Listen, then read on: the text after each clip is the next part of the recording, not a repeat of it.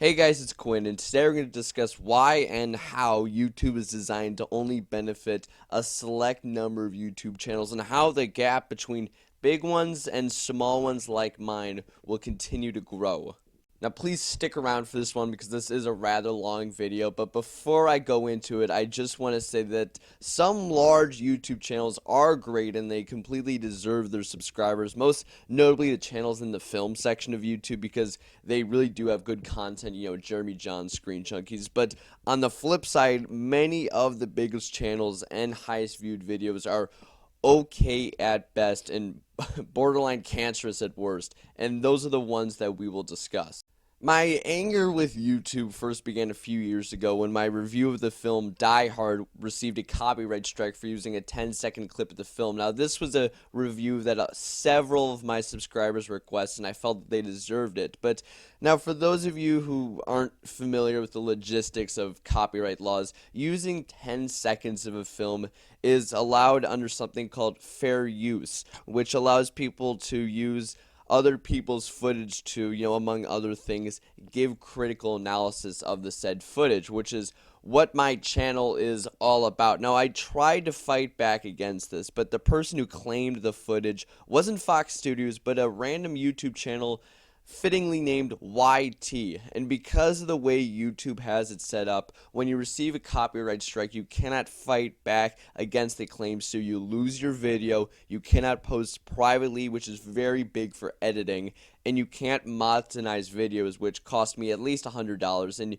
you have to basically watch your ass for 6 months, because if you receive 2, then you basically can't do anything at all. Now, because of this, you may have noticed that the editing in my videos has become a lot more choppy in the past few months as to avoid YouTube copyright machines, but because I am a small channel, I really have no blanket of protection from these copyrights, and this is where my frustration comes in. Take channels such as WatchMojo.com. Every video, they take many clips from a wide variety of TV shows and films, some of which last over 30 seconds, these clips, with no audio over them, at which point fair use becomes questionable at best because you are showing more than necessary to make your points. But because they are a large YouTube channel, they are never receiving any problems about monetization or copyright strikes. And the reason I know this is because they've never changed their formula. Every single video has a perfect thumbnail right on the top, which you can only do if your video is private at the beginning.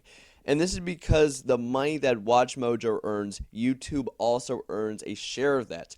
But as a small YouTube channel, I do not receive this blanket of protection from YouTube. And you may think that this is just one instance, and that's okay, but let me tell you a story that has been unfolding as we speak that's even more clear. There's a very popular YouTuber called Slow Flow Antonio, which has earned over 2 million subscribers over his wide variety of channels for recording other people's videos and then posting them on his channel. Not reviewing them, not reacting to them, just ripping them and posting them. And because he has so many subscribers, so many views, YouTube allows this. Now, there is a double irony in this because, one, people who have made reviews of his channel have received copyright notices that they are copying his content that he didn't create, and two, as an experiment, I tried the exact same thing that he does to see what would happen, and the account that I did it on received a copyright strike. Thank you, YouTube. So my point, YouTube is designed so that bigger YouTube channels and popular videos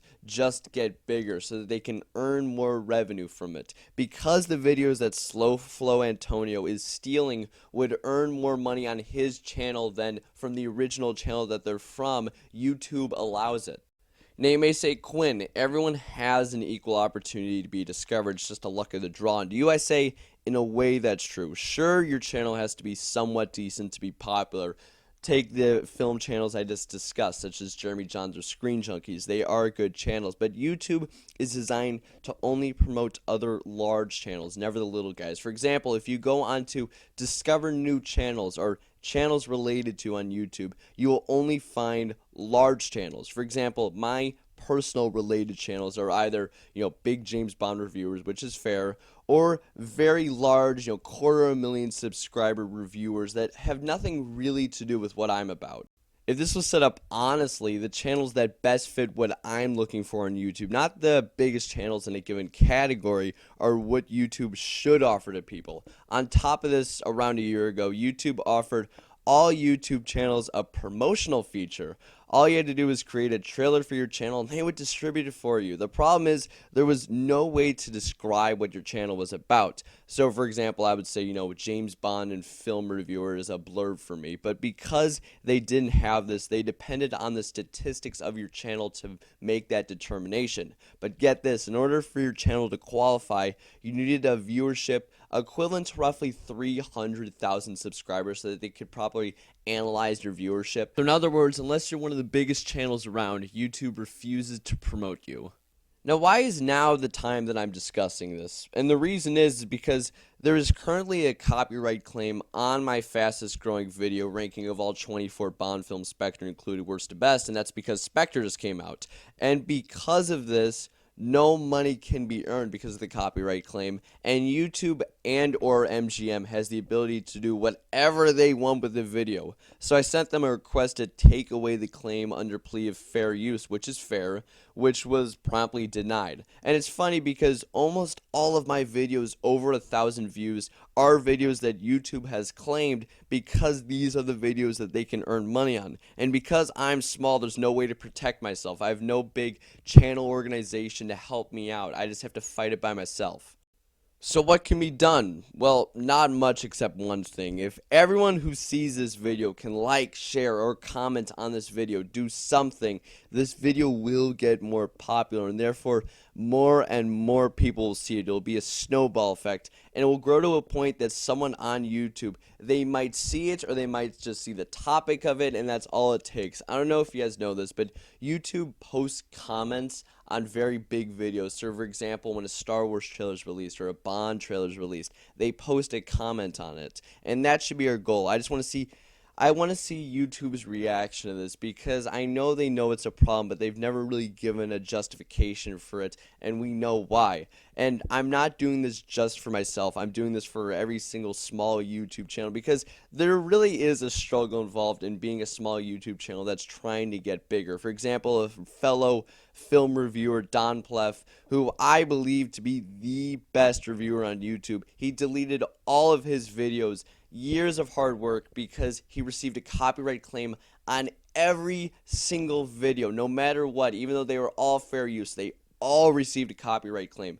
Another example, my fellow YouTube idol, Calvin Dyson, he has not earned a cent from YouTube because they are all under copyright claim.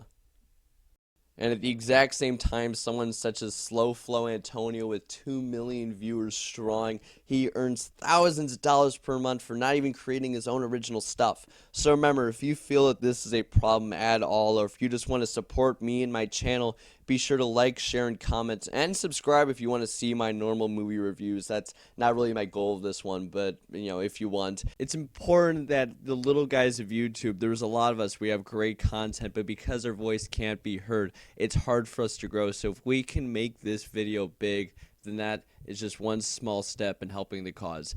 If you enjoyed this video, if you want to help the cause, please again, like, share, comment, do what you can do. And if you want to subscribe, you can. This video really meant a lot to me, so I'm glad that you guys stuck around this long. And I'll see you guys next time. Ciao.